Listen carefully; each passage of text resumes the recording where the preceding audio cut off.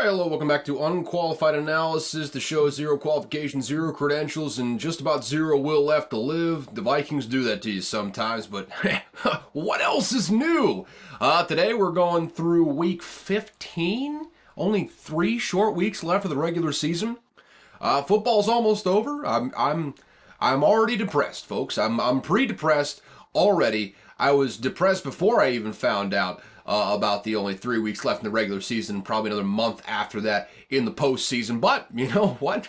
It just added to the depression. Okay, but we got a lot of stuff happening this week. Heartbreak for your boy. More coaching firings.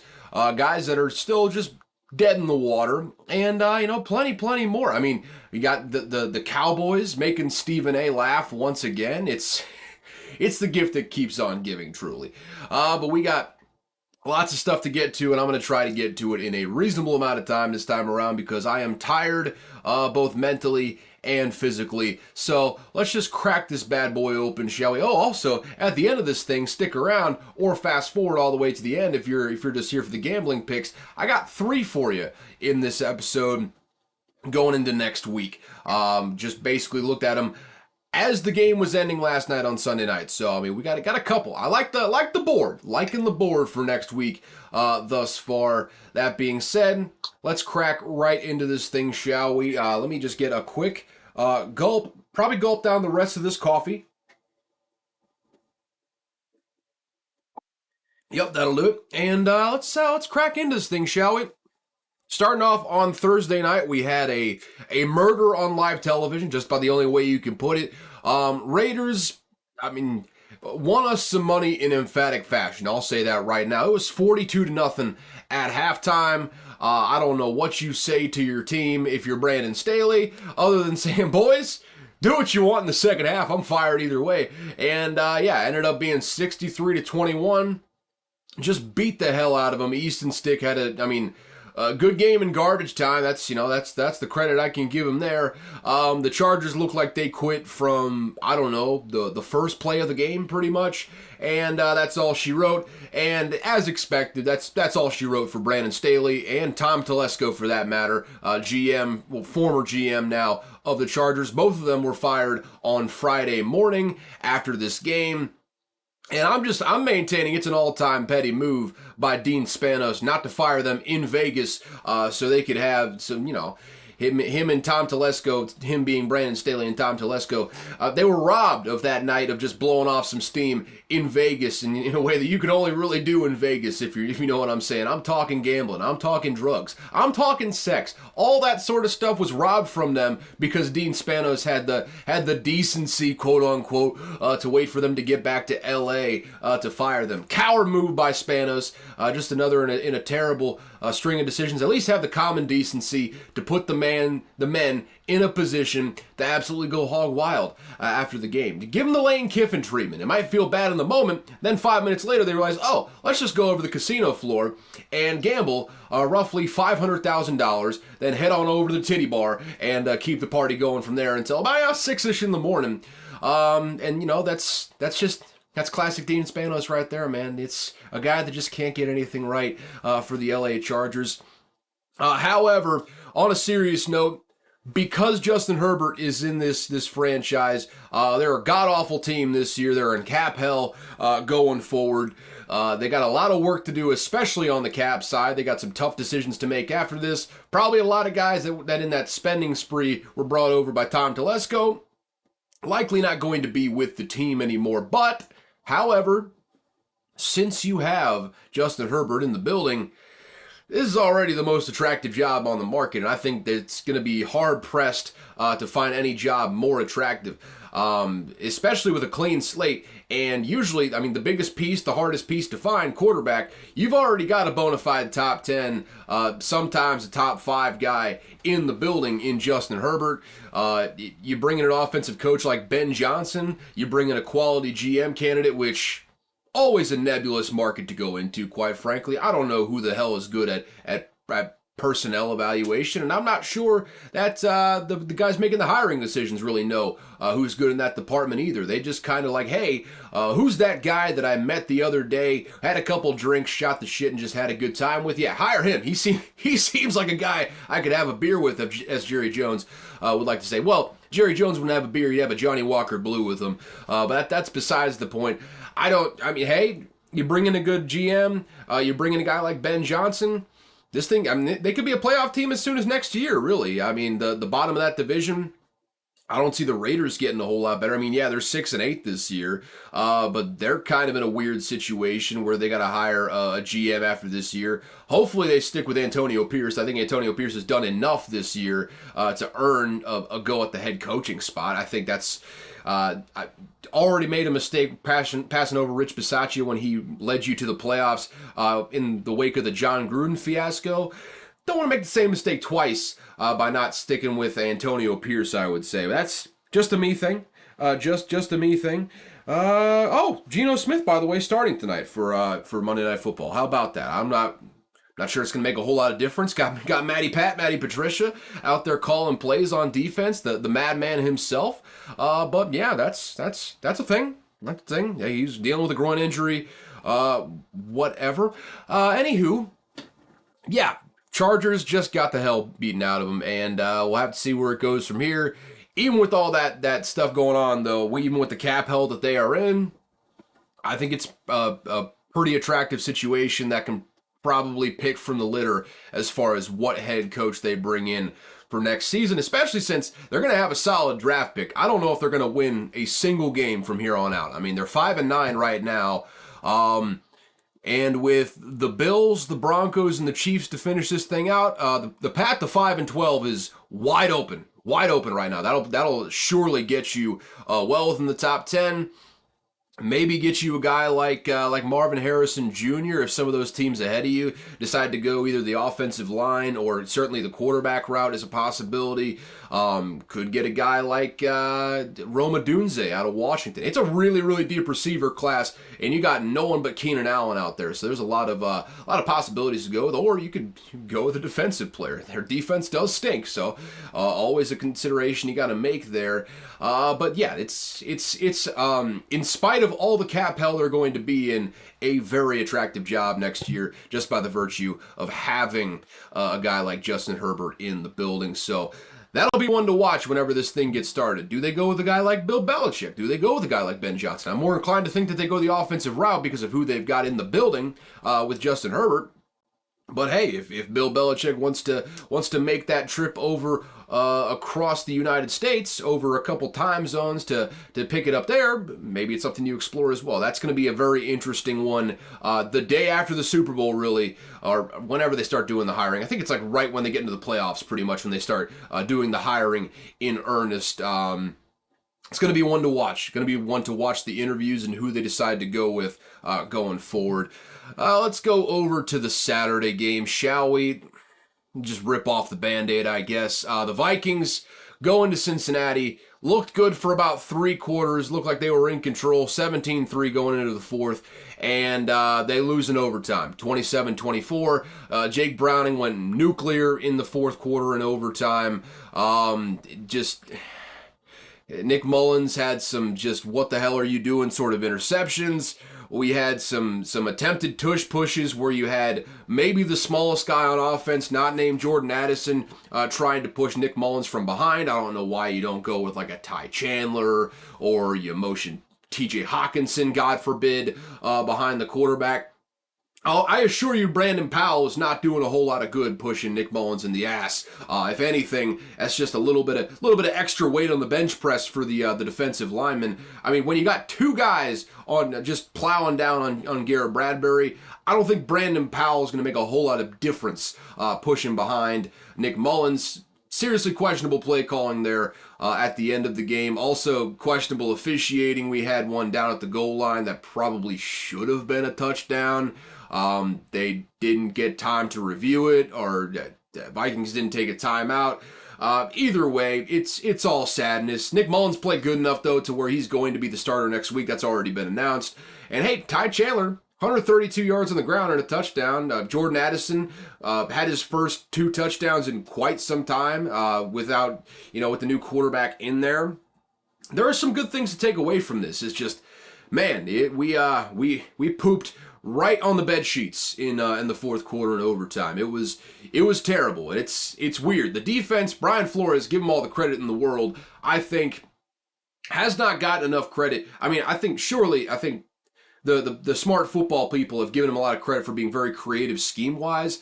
I don't think he's gotten enough credit for just how undermanned this defense is to where he is still getting consistent pressure, holding teams down for the first 3 quarters. The problem is in the fourth quarter, I think over the course of the whole season, if not like the last several weeks or so, they're like the 31st ranked team in scoring allowed in the fourth quarter. It's just been bad. Just been bad for no apparent reason that I can find anyways. I'm not exactly an expert in that sort of thing, but I don't know if it's just dropping into prevent or if teams start to get the hang of the scheme towards the end of the game or something like that. All I know is Jake Browning and co. just absolutely diced up the Vikings secondary, and now Vikings 7-7. NFC is such a shit show, and everyone is just decided to lose this week, so somehow they are still the 6th seed. My former co-host Zach took me a little bit too seriously when I said in anger after the game, I don't even want this team to make the playoffs. Obviously, I'm a sicko. I'm going to root for victory every single week. If we make the playoffs, I'm going to somehow delude myself into thinking we're going to make it to at least the second round. This is just the sickness of being a fan. But yeah, I'm under no illusion. Nick Mullins at quarterback isn't going to get you to the promised land.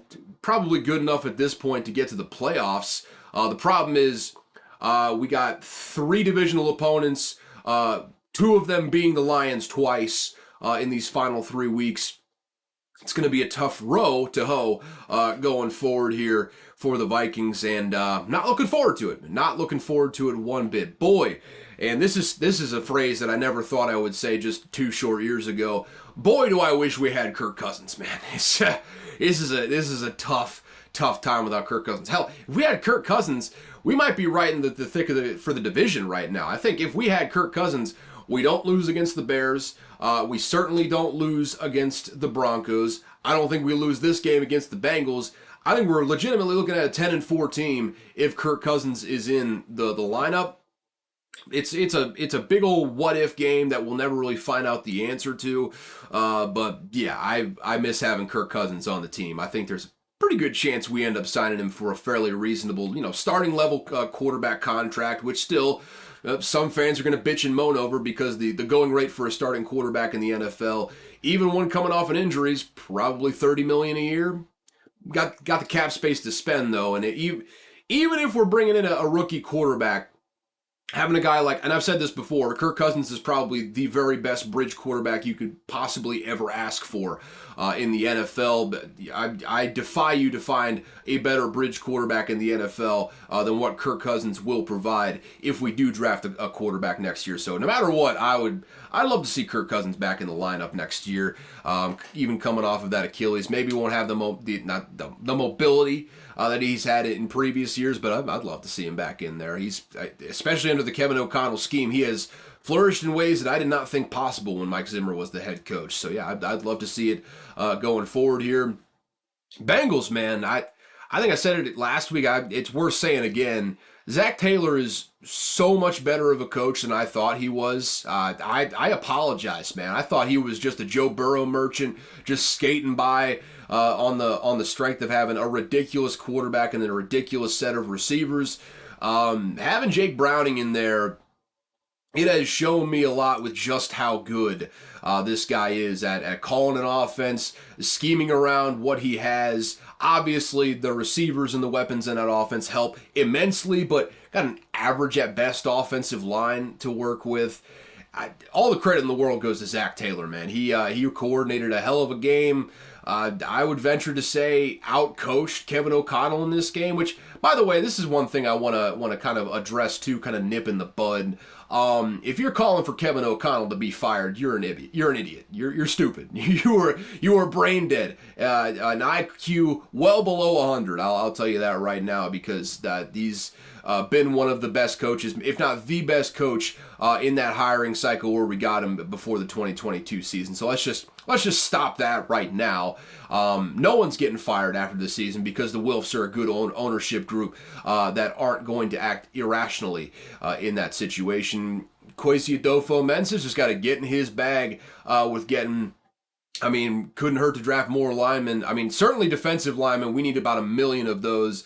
Cornerback. We got holes all over the roster still. Hopefully we can keep Brian Flores this season. I've got a sneaking suspicion that lawsuit that Brian Flores has hanging over the NFL is going to preclude him from any future head coaching opportunities until that thing is resolved. Even then, we're in an era where teams would much rather have a offensive-minded head coach than a defensive-minded head coach, if for no other reason than if you get a quarterback in the building, do you want a guy that is constantly hiring a new offensive coordinator because the quarterback is playing so well and that guy's available, or do you want the offensive coordinator to be a head coach?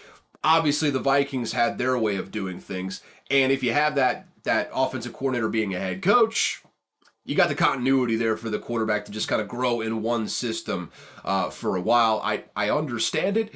That being said, with all that's hanging over Brian Flores' head, it feels pretty likely that the Vikings will keep Brian Flores as the defensive coordinator, which is kind of why I love the hire, cynically speaking. Hell, if Brian Flores got hired as a head coach, congratulations to him. It's a much better opportunity, obviously. Go on and get it. However, I loved the hire because I didn't think a lot of teams were going to be willing to take the risk, and he was probably going to stick around. We'd have a great defensive coordinator for the foreseeable future. I love that. Absolutely love that. So it's going to be a lot of continuity going forward. I don't think the Vikings are going to be winning much this year.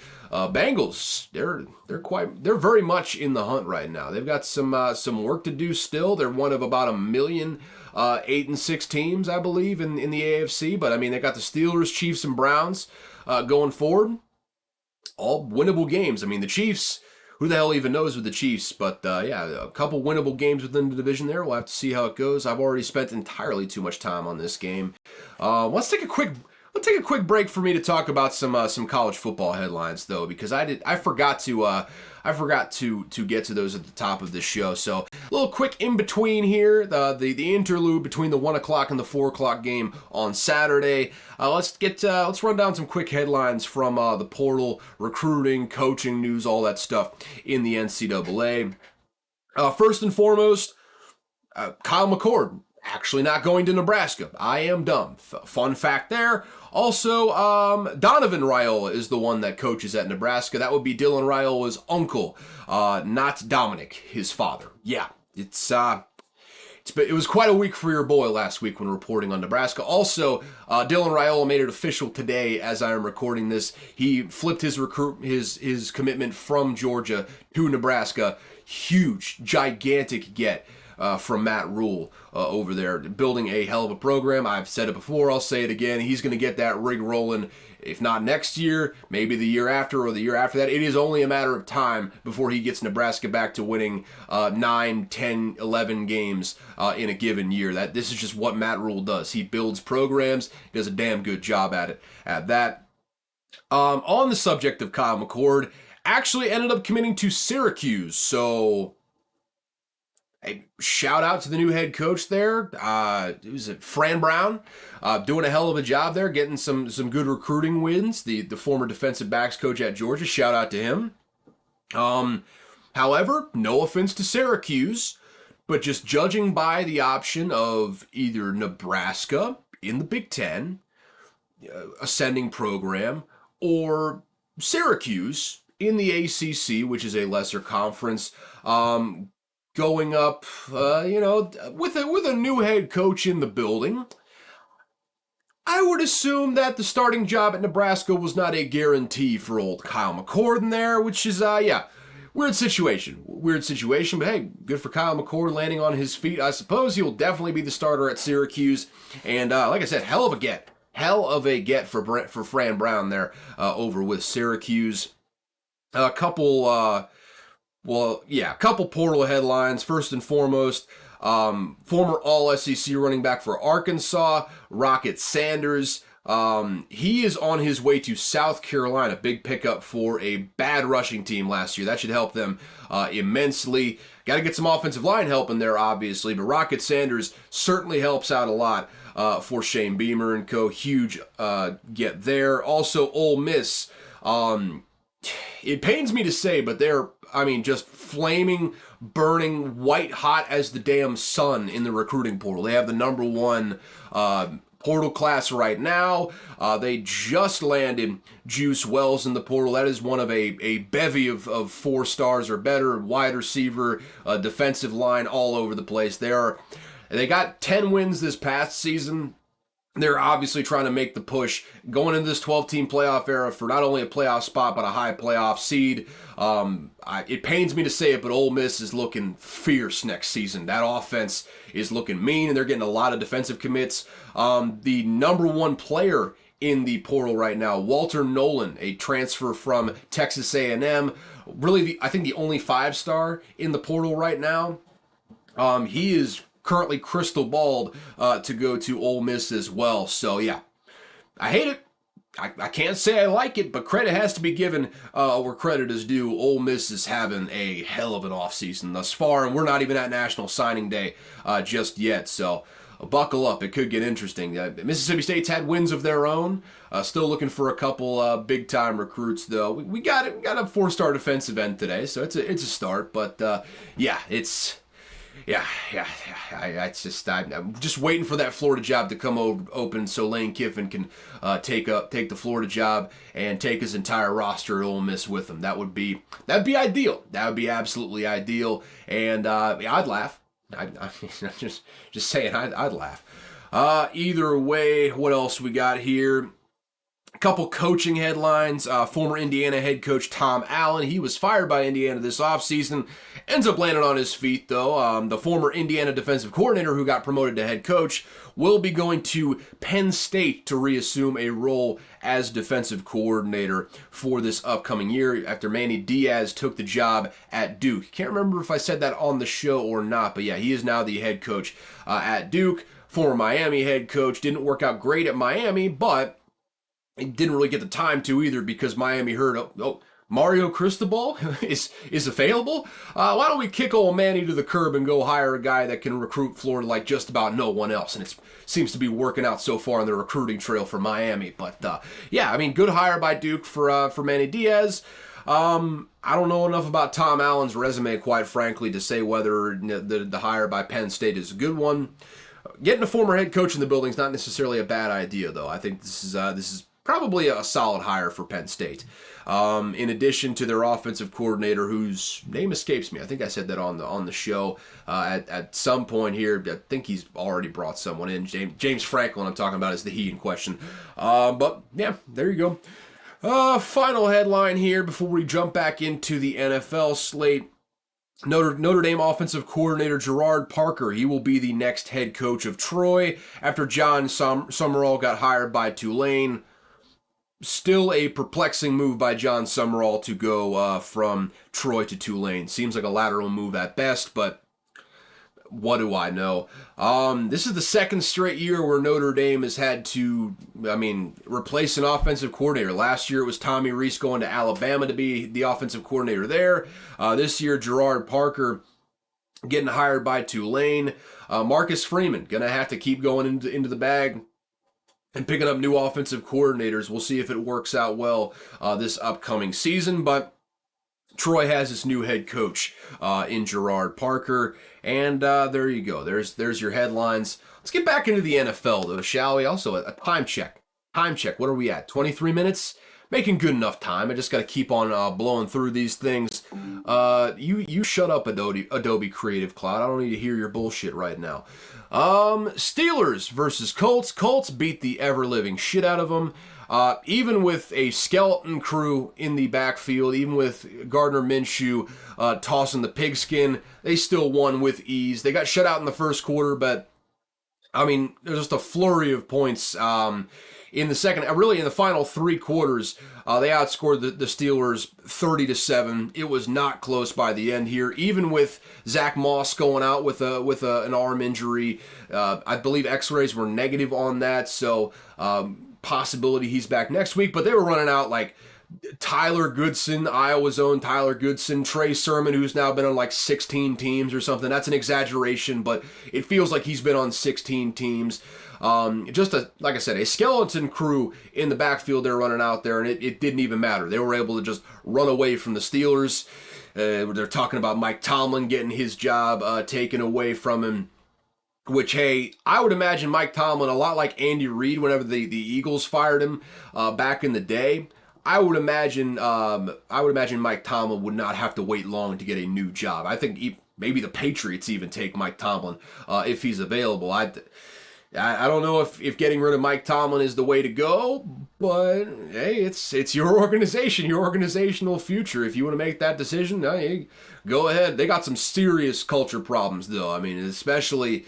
I don't want to single anyone out, but the wide receiver core has been much maligned this year.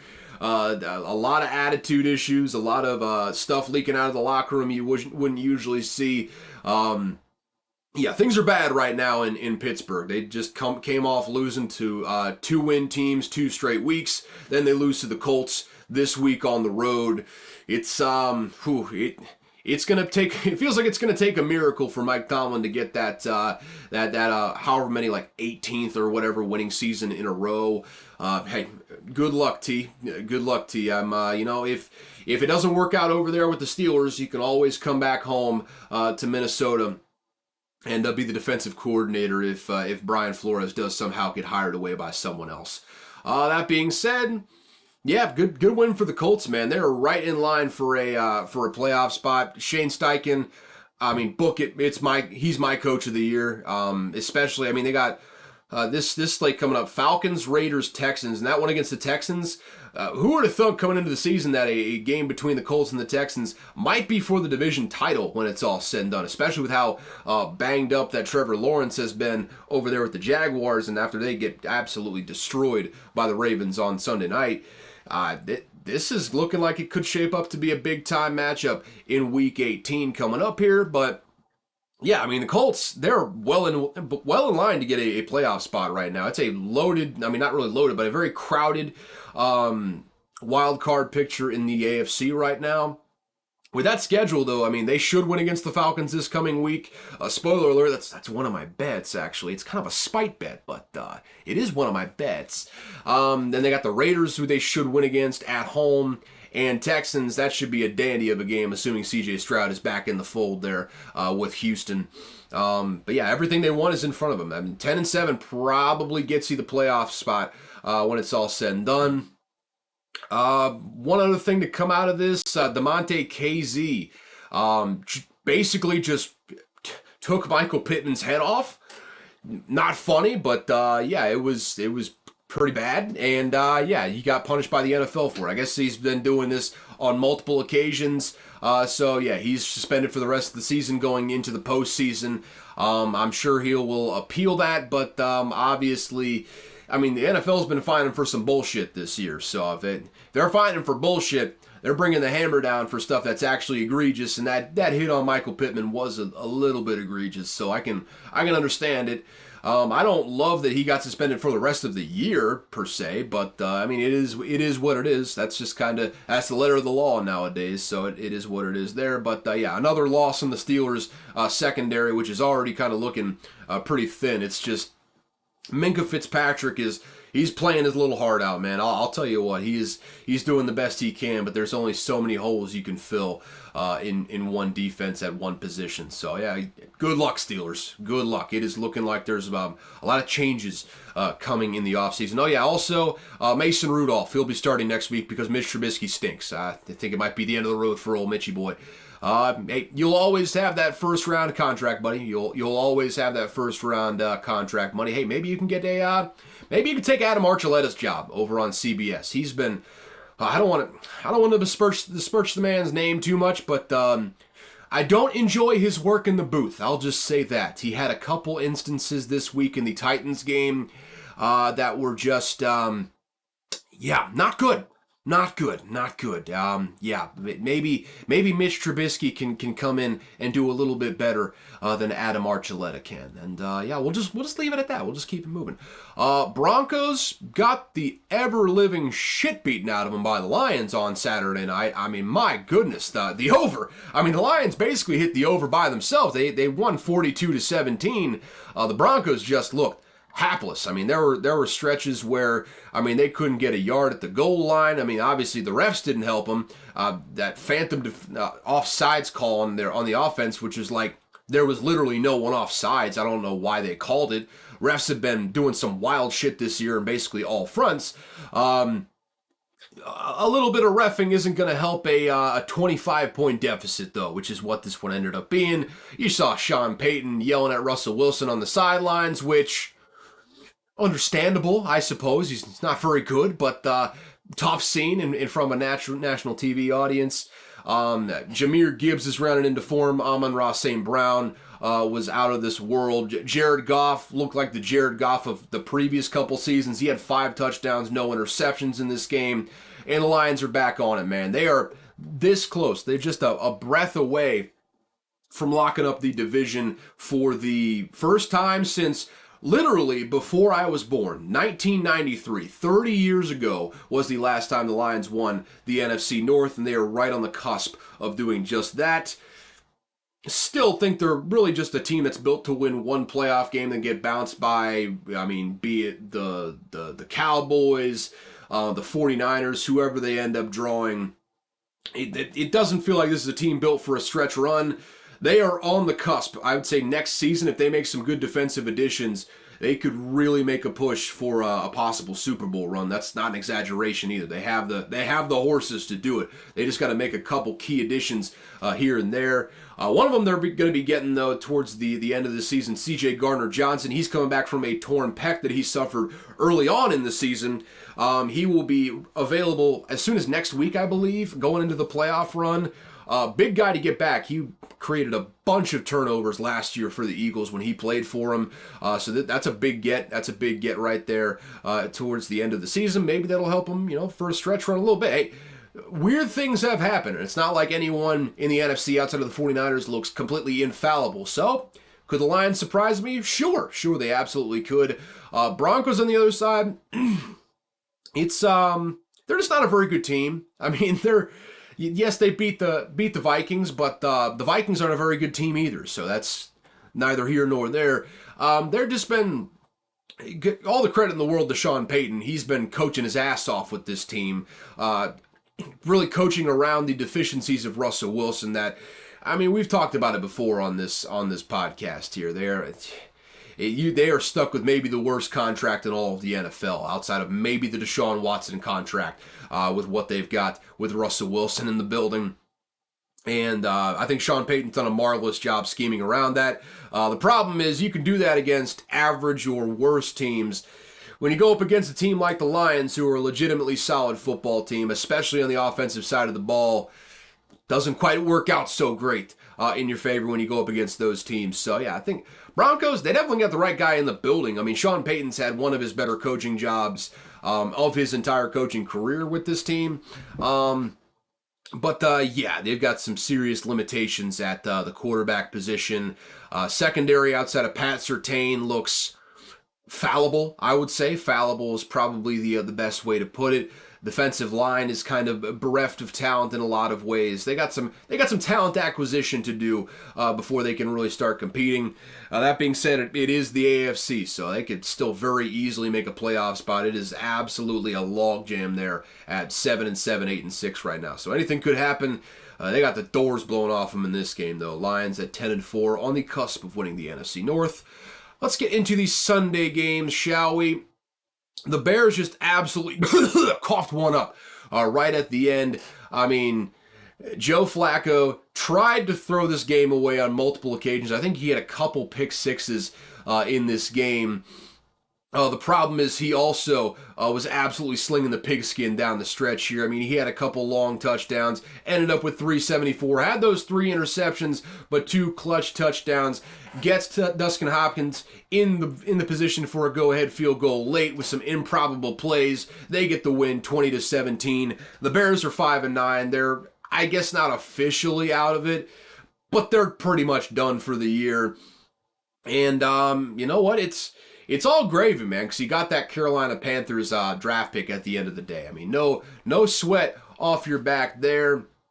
This is probably just a further reinforcement that, okay, probably shouldn't overthink this. Just get all that you can out of Justin Fields in a trade this offseason, and just go ahead with Caleb Williams, going into next year, or whoever that happens to be. I think, my goodness, I just had a serious, just a battle of the bulge coming up with the gas coming out of my throat there. I apologize for that. But yeah, I mean, Bears draft position wise, yes, the Panthers won this week, and the Cardinals got blown the fuck out. So not technically the number 1 overall pick, but Drake May is not a bad consolation prize, I tell you right now. It's not a bad consolation prize at all, especially with a GM that did not draft Justin Fields, a coach that didn't draft Justin Fields either. Probably a good idea to just go ahead and pull the plug on that one. Still yet to be seen what the future of Matt Eberflus is, but with the way that Bears defense has been playing, which all credit to them, they have been playing very, very well, and they've still probably got a couple additions away from having a really solid personnel group over there. I think probably would lean towards keeping Eberflus another year, but that's still very much up in the air, I would say. Browns, though, 9-5. 9-5. I mean, Kevin Stefanski, I mean, just the glorious chin and all, putting together his own kind of coach of the year resume. I mean, 7-1 at home this year. I mean, you had Deshaun Watson go out. You had Nick Chubb go out, who was, I mean, the entire offense before he went out pretty much. In the face of all that, still 9-5 in one of the toughest divisions in all of football.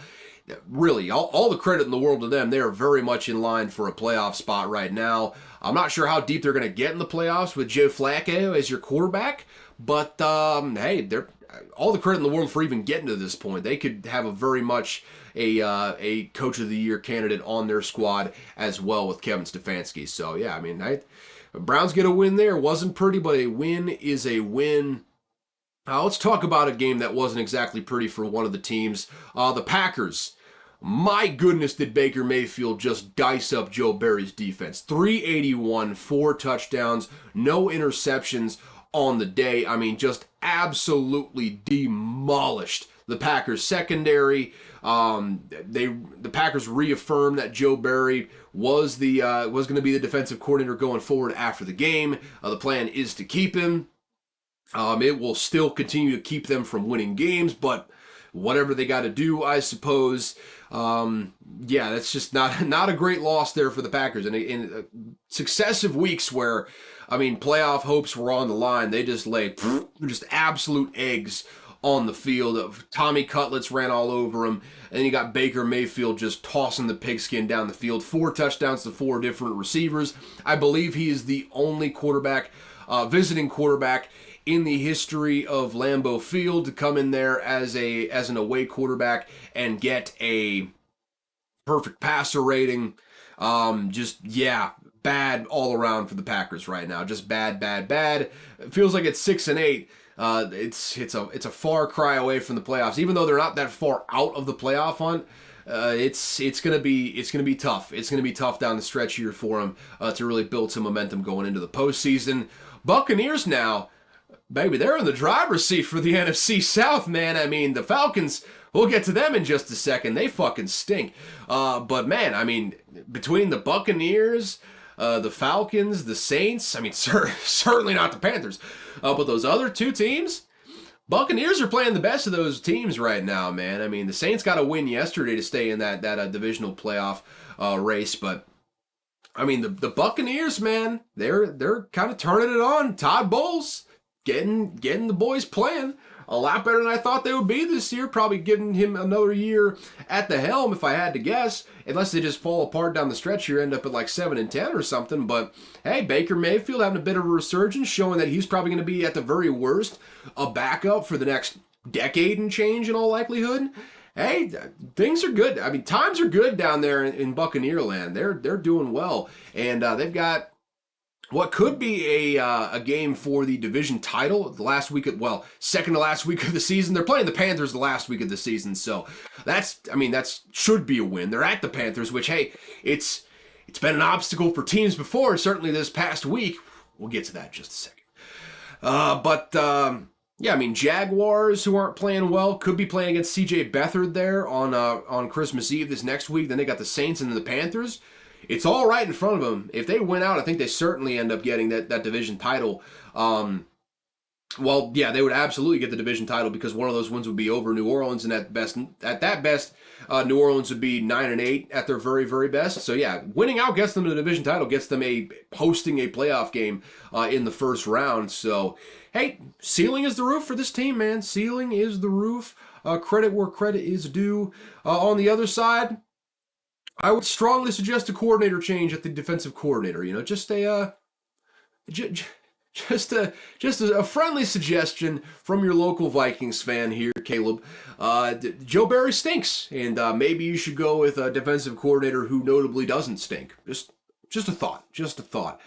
Jordan Love's still solid though, so hey, man, good for you there. It looks like you got your quarterback for the future, so that's good. That's good. Clean up the mechanics, but other than that, no, solid. Texans without C.J. Stroud in the concussion protocol for this game versus the Titans. They had Case Keenum starting, and initially didn't look great. Didn't look awesome there in the first half. He throws a pick six.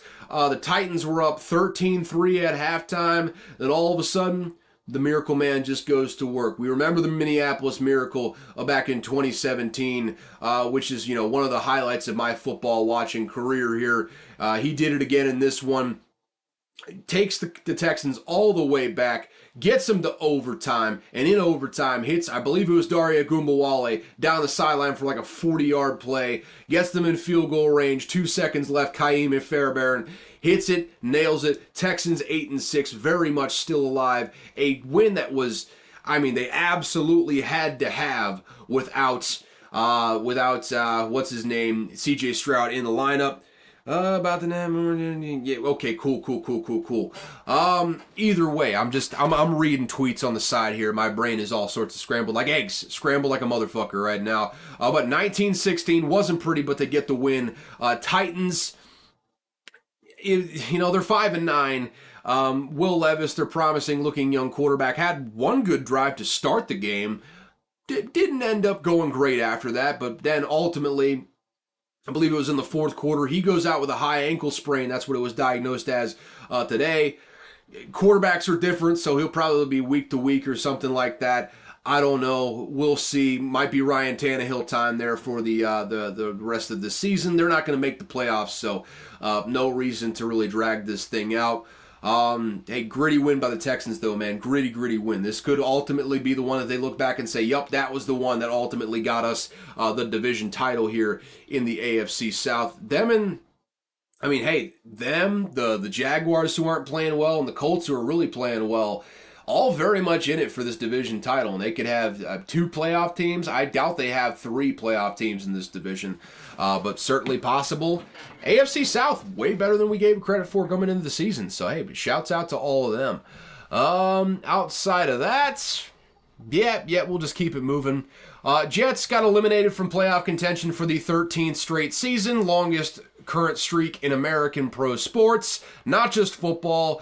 I'm talking basketball, baseball, hockey, and football. All of it. No one's been worse, and no one has a worse playoff drought currently than the New York Jets. Miami just beat the piss out of them, 30-0. Zach Wilson had a head injury that they were saying wasn't a concussion, then just went into the concussion protocol, I believe, today. So yeah, definitely not a concussion, just a head injury. What else? Yeah, people get head injuries all the time that aren't concussions. Come on, guys. What are you, sheep? So you just believe that every head injury is a concussion? Come on. Brains just get wiggly sometimes. It's okay. But yeah, I don't really expect a whole lot of changes for the Jets. And honestly, there were rumblings like, hey, if they won this game, Aaron Rodgers probably gets cleared. He probably comes back for that game against the Commies next week. So would have been right. I'll notch that in my belt of things that I was right about. But yeah, the Jets didn't get the win here. They got absolutely smoked by the Dolphins. Even without Tyreek Hill, didn't matter one bit. Jalen Waddle picked up the slack admirably. 8 receptions, 142 yards, a touchdown. Raheem Mostert got 19 touchdowns on the year. Now, I believe he set the franchise record for touchdowns in a season. He's having an incredible year. Beat out Devon Achane, who you all know how I feel about him. I love me some Devon Achane, man. Very deep backfield there for the Dolphins. Yes, this is another bad team they end up beating up on, but 10-4 is 10-4, man. They are running away with the AFC East at the moment. On a collision course with the Dallas Cowboys next week, and they get them on the road, which is a huge thing because Dallas Cowboys buzzsaw at home. Not so much on the road, so that'll be one to keep an eye on going forward. Jets stink, though. They're probably in line to get another high draft pick this upcoming year. Might as well just go draft an offensive lineman. Joe Alt probably just going to be sitting there depending on whether they win any of these games coming up. Yeah, Joe Alt, Olu Fashanu, you got some options there at the top of the draft, which is where they'll probably be looking. So stay tuned. That's pretty much all you're playing for right now. Also, maybe Nathaniel Hackett's job, but with Aaron Rodgers there, who's to say anything happens with that one? They're best buddies, so I would imagine Rodgers has some say with how that offense goes going forward. Yeah, it is what it is there. And shut out, I believe they've been shut out multiple times this season. I could be totally wrong on that with the Jets, but just not a great season in New York. Hasn't been a great year since really Mark Sanchez and Rex Ryan were there. So yeah, tough times over there with New York. Talking about tough times, the Patriots lose another one. They're 3-11 after they lose to the Chiefs 27-17. We got another just hilariously bad play from Kadarius Toney. Dropped a ball that went, straight into the hands of a defensive back for an interception. That counts as an interception for Patrick Mahomes, which is complete and utter bullshit. It is what it is there. Ultimately, water under the bridge. Chiefs get the win. Rashee Rice, as the season has gone on, he has gotten better and better and better to where he is clearly the number one wide receiver on the team. He's still got Travis Kelce, obviously.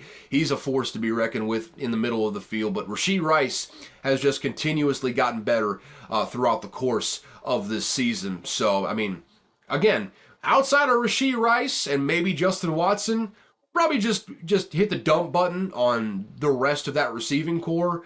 Starting with Kadarius Toney, I don't care what kind of cap hit you have to get. I think he's still on a rookie contract, so not a huge cap hit.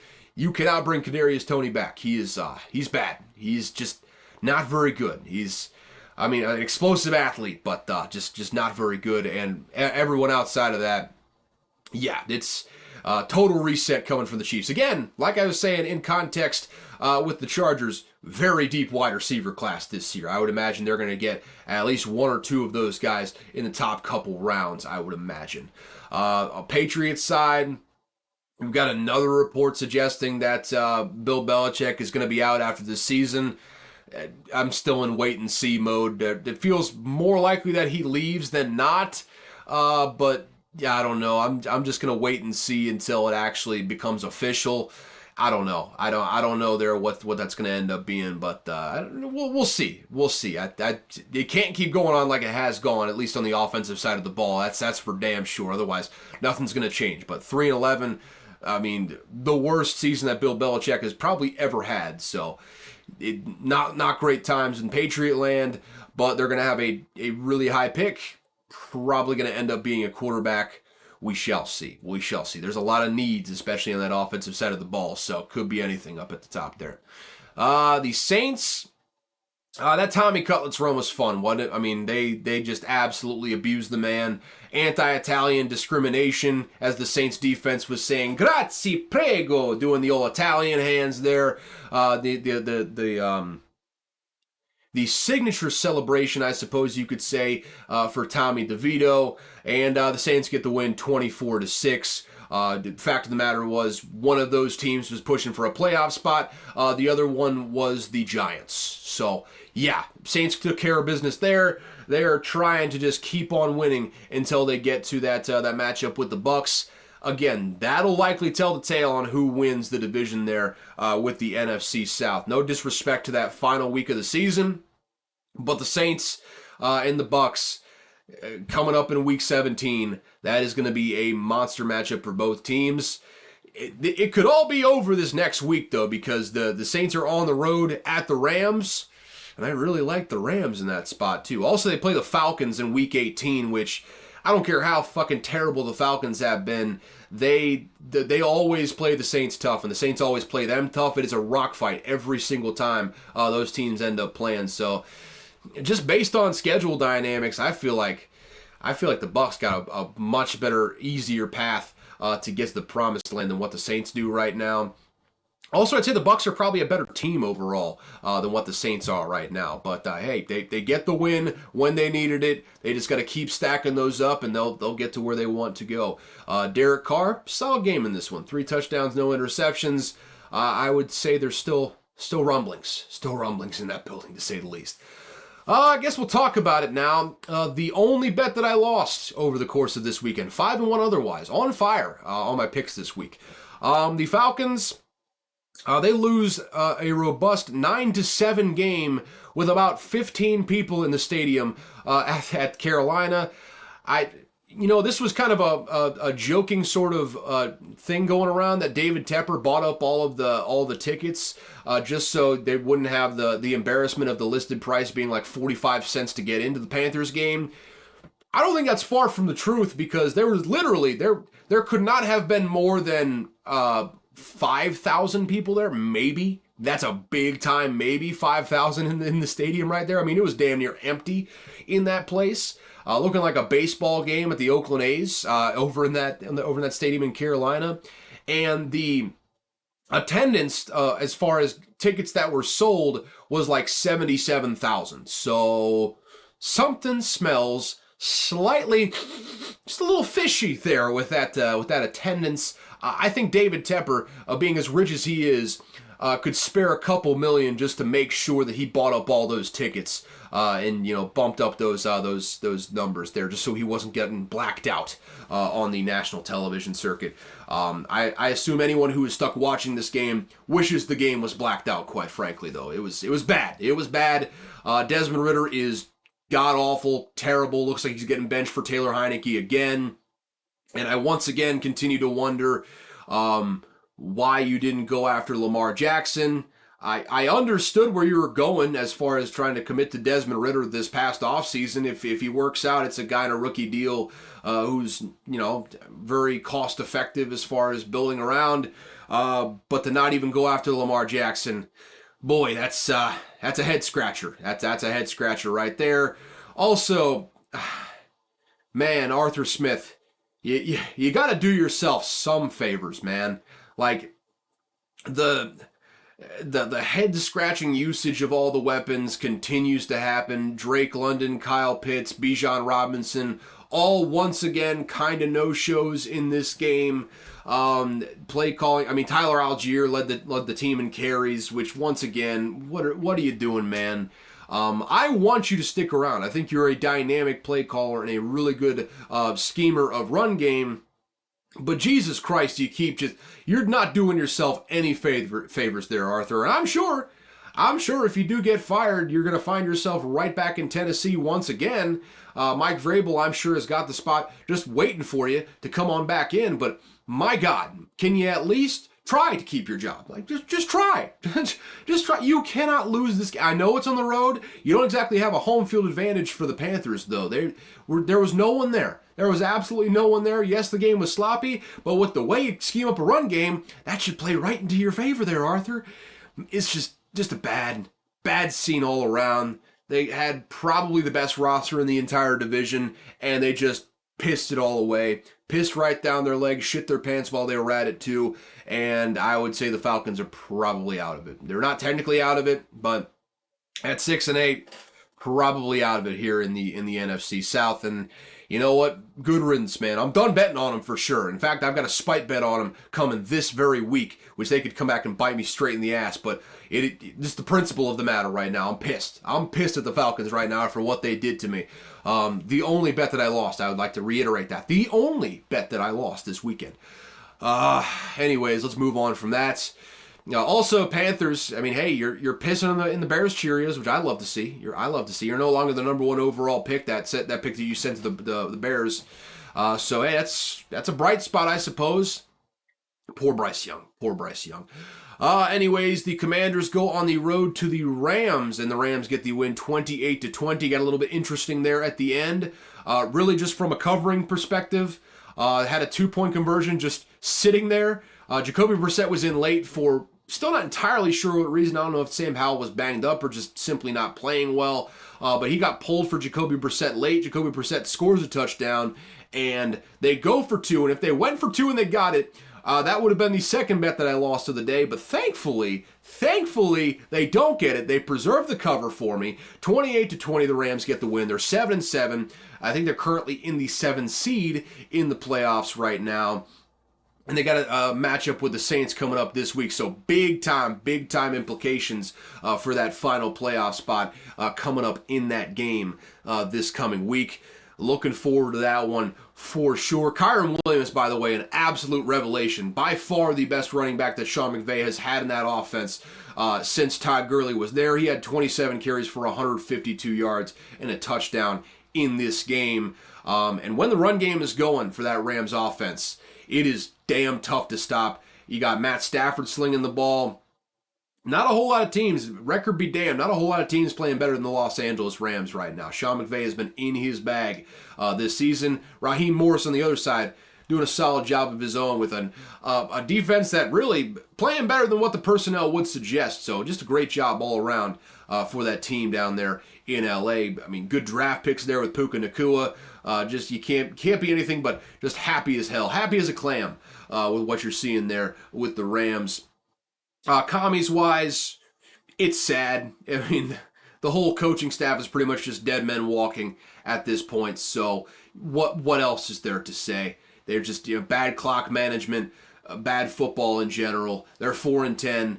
They're going to have a hell of a draft pick for someone not named Ron Rivera to make the draft pick. And we'll see. That's just I prefer not to be depressed, so I won't think about that one too much. Excuse me. 49ers got into a bit of an unexpected track meet with the Arizona Cardinals, but they still end up winning by 16. They cover the 13.5. Doesn't matter that I got a bad number. Still end up getting the cover on that one anyways. 45-29, the final score. Christian McCaffrey went nuclear, 3 touchdowns in this game. Brock Purdy threw for 4 touchdowns in this game. One of them a wide open pass to Christian McCaffrey. And yeah, the 49ers are rolling right now, 11-3. The only 3 games they lost were in games where they didn't have Trent Williams and Deebo Samuel. With those 2 in there, they are undefeated this year, and they are eviscerating teams. Absolutely eviscerating teams. With the bad performance by Dak that we'll talk about here in just a second. Brock Purdy, with that 4 touchdown performance, probably your MVP frontrunner at the moment. And he made the case for Christian McCaffrey to be MVP after the game, which ironically probably strengthens his own MVP case because voters are idiots and they love the storyline. Oh, he's such a humble guy. Look at him giving credit to all of his teammates. Well, I want him to be MVP even more this year. That's just, it's a dumb narrative award. They need to change it up a little bit. It is what it is there. Looks like Brock Purdy probably in the driver's seat, and honestly, he's playing an absolute juggernaut of an offense, but he's quarterbacking it better than just about anyone has. I would say probably even better than Matt Ryan that one year he had with the Atlanta Falcons. I mean, Brock Purdy is slinging the damn ball. Don't get me wrong. He's easily a top 10 quarterback this year, and he's playing better than just about anyone in the league right now. Just from an efficiency perspective, from top to bottom, he has been one of the best, if not the best quarterback in the entire league as far as his numbers are concerned this year. So if he were to get the MVP, wouldn't be shocked. Wouldn't be shocked in the least.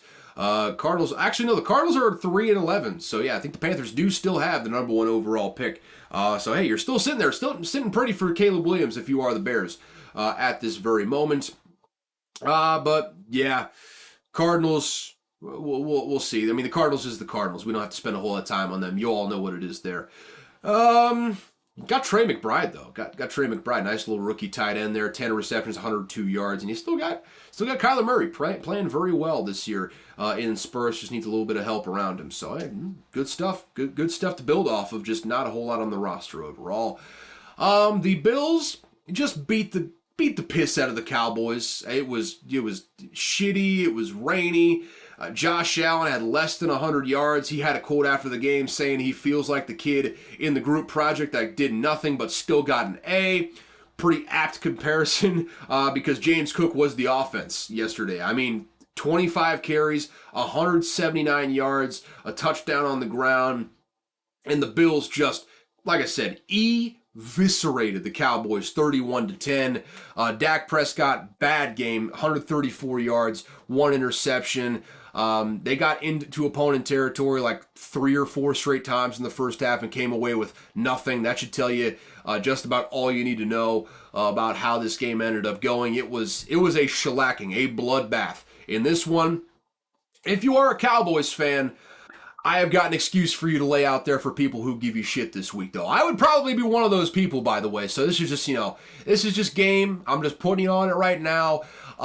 It would appear that like half the team for the Cowboys, like at least like half the starters, had a stomach bug this week. They had the flu, threw off their rhythm in practice. So if anyone comes at you like, oh, the Cowboys stink, they're frauds, just tell them, hey, the whole team was sick, man. The whole team was sick. We couldn't get a full week of practice in. That's what's going to happen. The Bills are a really good team, right? And you can't go into a team like the Bills, can't go into that house, into that madhouse there in Buffalo and say, let's just do this thing when everyone's just busting out of both ends. You got butt piss city. You got puke coming out of the mouth with reckless abandon. You can't win a game like that. You simply can't win a game. So they're just putting you up on a little bit of game. If anyone tries to give you shit, just tell them, hey, you can't win a game when you got butt piss city going around the locker room. That's a damn fact. That's a damn fact. Impressive win by the Buffalo Bills though. They're 8-6. I think they need a little bit of help ahead of them right now, but I mean, they got through a gauntlet of the Eagles, Chiefs, and Cowboys going 2-1 in that stretch. 2 of those games being on the road. The only game they lost was a nail-biter to Philadelphia, 37-34.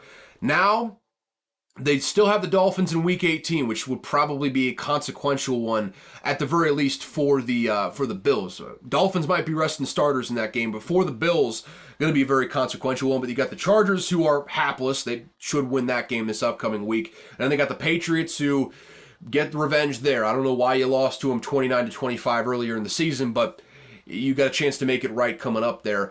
Then you got the Dolphins in Week 18. Could very well win out, go 11-6, and end up with a playoff spot when it's all said and done. It is all very much right in front of them going forward right now. So Buffalo Bills, they're firmly a team that probably playing better than just about anyone else in the AFC right now, and they've got an elite top 5 quarterback, a defense that's playing out of their minds right now, and a running game that's, under Joe Brady, gotten substantially better.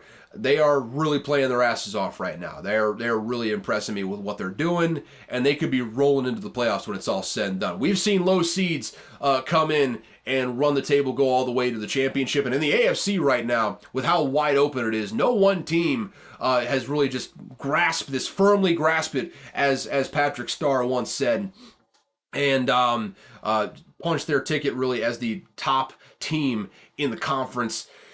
Hey, watch out for the Bills, man. If they get in, they might be my favorite to go to the Super Bowl out of the AFC. That's just how well they're playing right now. That's a team you need to be watching right now if you're paying attention. We wrote them off whenever they lost 3 of 4 earlier in the year, but they could really make some noise. A team that was once 6-6, now 8-6 with a very favorable schedule down the stretch. This could tell the tale. This could tell the tale of what their playoff chances are, and that very impressive what they've done here recently. Final game of Sunday, just a brisk, making good time. Hour and 3 minutes into the podcast. We can hit this one pretty quickly. Ravens just dominated the Jaguars from start to finish. Pretty much exactly what I thought was going to happen happened.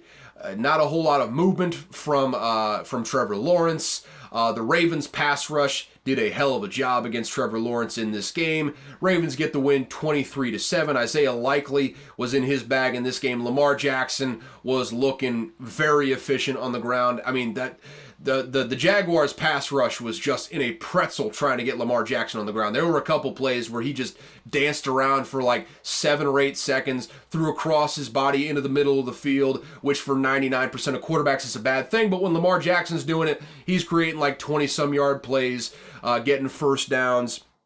Lamar Jackson was absolutely in his bag in this game. Unfortunately, dynamic rookie running back, really fast kid, Keaton Mitchell, hyperextended the absolute shit out of his knee, tore his ACL. He's done for the season.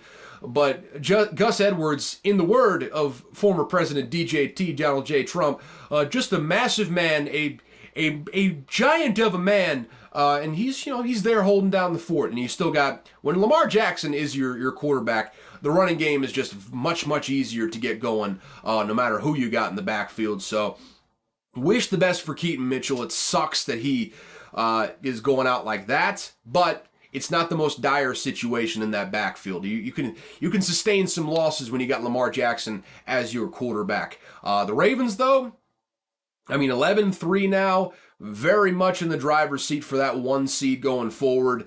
It feels like they're going to end up getting that home field advantage with a really solid head coach, really solid offense.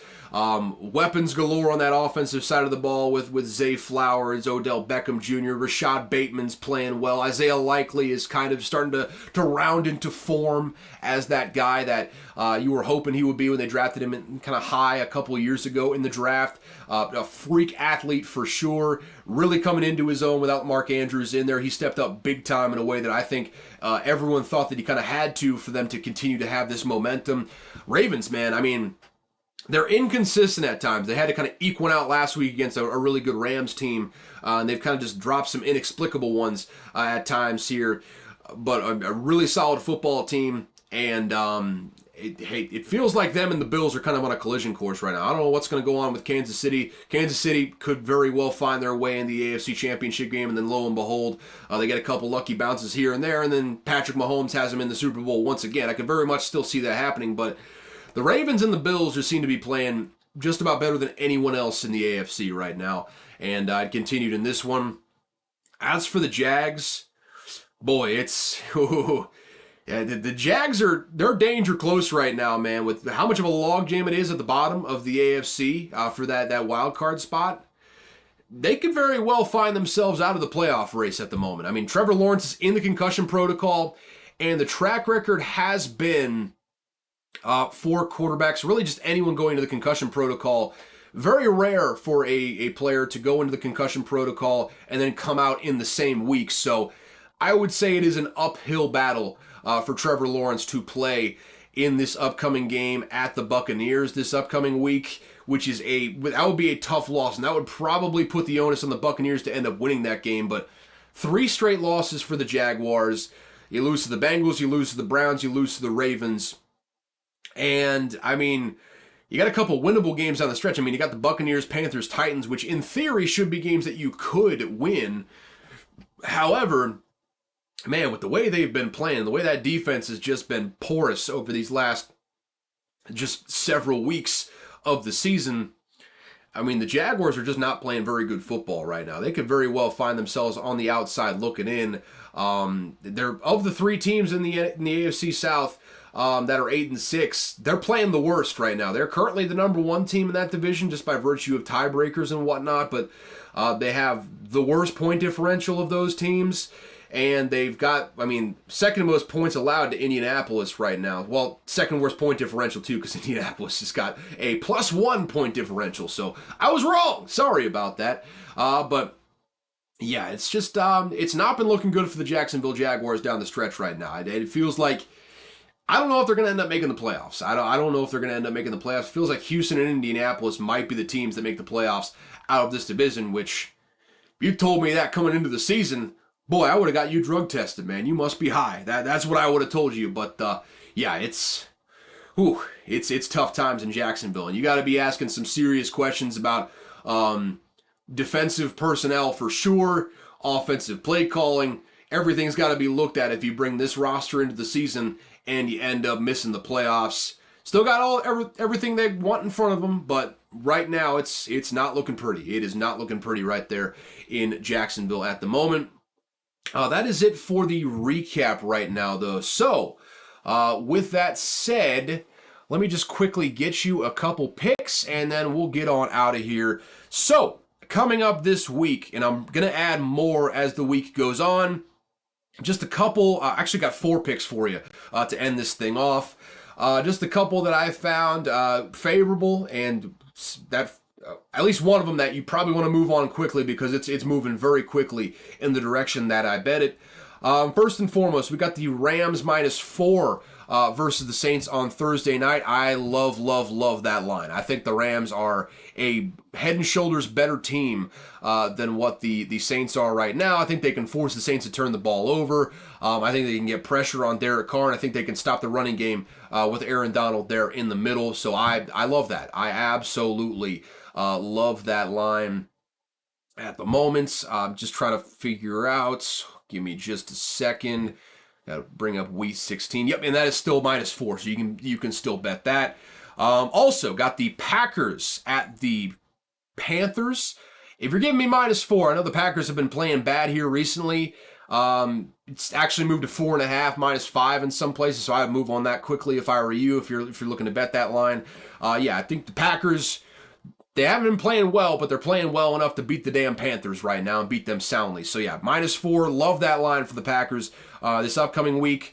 I got the Colts at -2. That's a full disclosure. That's a spite bet. They're playing at the Falcons, and the Falcons are on my shit list. They're on my do not bet list for the rest of the season. Really, maybe until the end of time because it's the Atlanta Falcons. I'm seeing some 1.5s in some places. I think basically just specifically FanDuel, I think, has a 1.5 out there for you. I got them at -2. I think the Colts win this game by a field goal or better. I don't know how close it's going to be, but I think the Colts are going to win this game, so I got them at -2. And the 49ers, I have got them -5 versus the Ravens. The Ravens have been playing very, very well recently.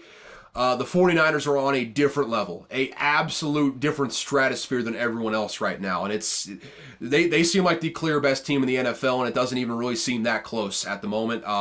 I believe it was like -4 initially, and that bumped up quickly to 5.5, so I'm getting that now, and I would encourage you to get that as soon as possible. At your leisure, I would say, but try to get that as soon as possible because I imagine it's going to continue to move in the 49ers direction. I got them at -5.5.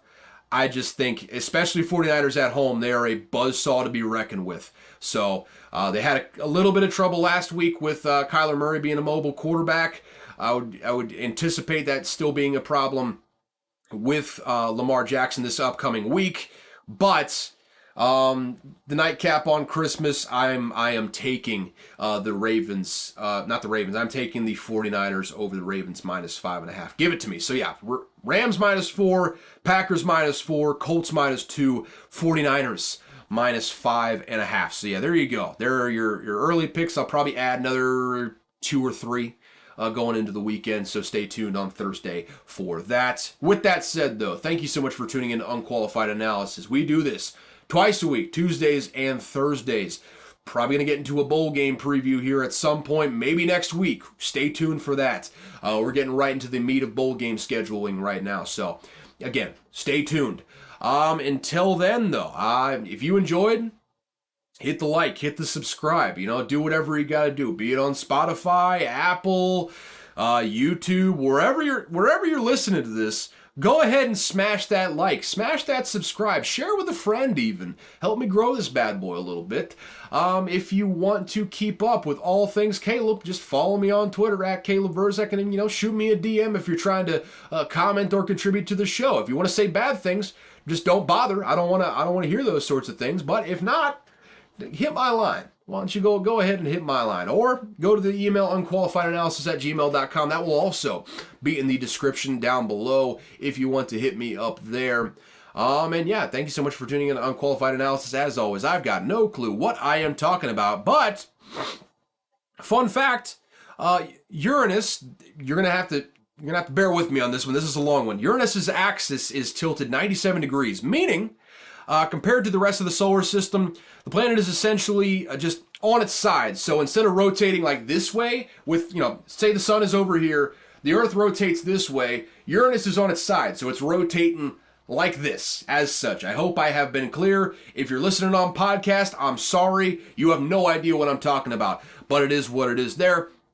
But yeah, compared to the rest of the solar system, the planet is essentially on its side and rotates in more of a north-south direction by Earth standards, parallel to the sun. That means for half of its orbit, half of its year, which we've already established last week, 84 years for it to rotate all the way around the sun, or orbit all the way around the sun. So for 42 years, one side is completely dark, while the other side gets light. And in the other half of the orbit, it switches, so the formerly dark side gets light, and the formerly light side is dark for the remaining 42 years. So yeah, there's your weekly update on what's going on with Uranus. So hope that was educational. Hope that made sense. If not, I don't know, go read a book. Have a good one, folks. See you on Thursday.